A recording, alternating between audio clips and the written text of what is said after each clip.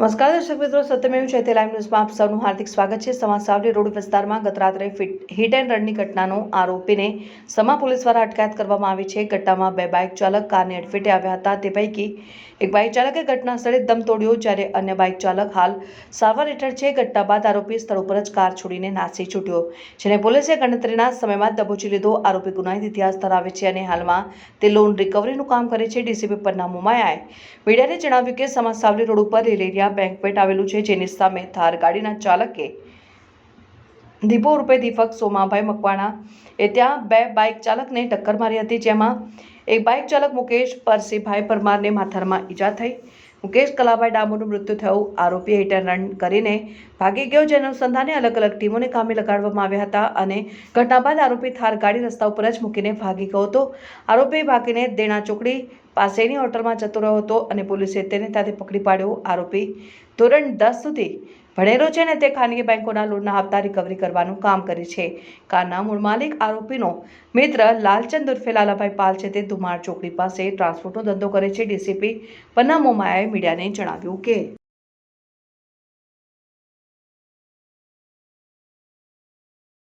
લીલેરિયા બેંકેટ આવેલું છે, જેની સામે એક થાર ગાડીનો ચાલક જેનું નામ છે દીપક ઉર્ફે દીપો સોમાભાઈ મકવાણા, એણે ત્યાં બે બાઇક ચાલકને ટક્કર મારેલી હતી, જેના કારણે સ્થળ ઉપર જ એક બાઇક ચાલક જેનું નામ છે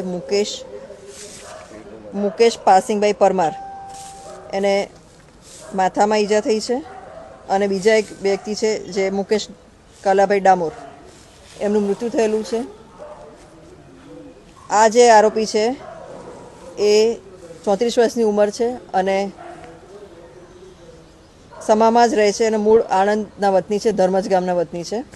એણે ગઈકાલે હિટ એન્ડ રન કરી અને ભાગેલ હતો, જે અનુસંધાને અલગ અલગ ટીમો બનાવીને અટક કરવા માટે કાર્યવાહી કરવામાં આવેલી હતી અને રાત્રે એ જ્યારે આ બનાવ બન્યો ત્યારે પોતાની થાર ગાડી સ્થળ પર જ મૂકી અને ભાગી ગયેલ હતા અને અમારી ટીમે અલગ અલગ જગ્યાએ અને ટેકનિકલ સોર્સથી એને અટક કરેલો છે, જે અહીંયાથી ભાગી અને એ દેણા ચોકડી પાસે ક્રિસ વિલા હોટલ છે એમાં રાતે જતા રહેલ હતો આરોપી, અને ત્યાંથી એને પોલીસે અટક કરેલો છે। આરોપી 10 ધોરણ સુધી ભણેલો છે અને એનું ખાનગી બેંકોમાં લોનના હપ્તા જ રિકવર કરવાનું છે એની કામગીરી કરે છે। આ જે ગાડી છે, મૂળ ગાડી એના મિત્ર લાલચંદ ઉર્ફે લાલાભાઈ પટેલ પાલની છે અને એ ગાડી લઈને એ ગઈકાલે 27 તારીખે અમદાવાદ ગયેલો હતો અને ત્યાંથી ગઈકાલે રિટર્ન આવી અને પછી સાંજે રાત્રિ બજારમાં ગયેલો હતો અને ત્યાંથી ફરી પાછો સમા સાવલી રોડ પર આવેલા હતા અને જ્યારે ત્યાંથી પોતાના ઘરે જતા હતા ત્યારે આ બનાવ બનેલો હતો।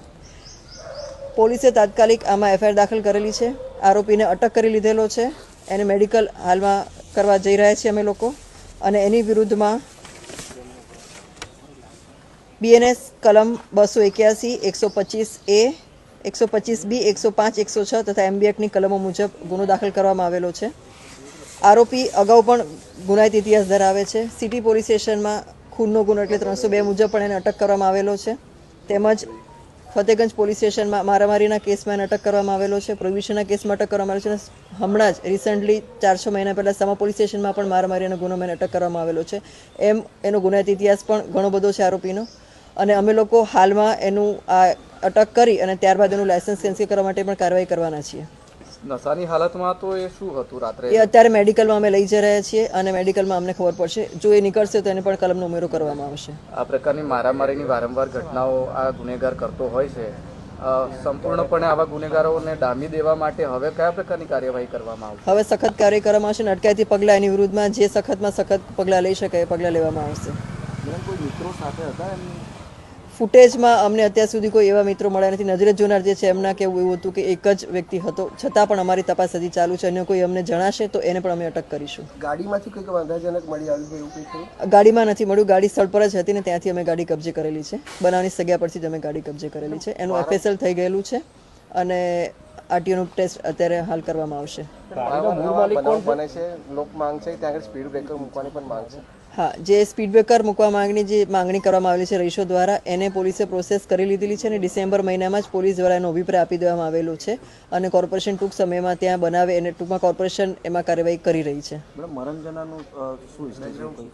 મરણ જનાર જે છે એ બંને, એ મરણ જનાર અને જે ઈજા પામનાર છે એ બંને લોકો આકાર કન્સ્ટ્રક્શન સાઇટ ચાલે છે એના પર જેસીબીનું કામ કરતા હતા. મૂળ માલિક કોણ છે? ગાડીના મૂળ માલિક છે લાલચંદ ઉર્ફે લાલાભાઈ પાલ, જેઓ દુમાર ચોકડી પાસે ટ્રાન્સપોર્ટનો ધંધો કરે છે.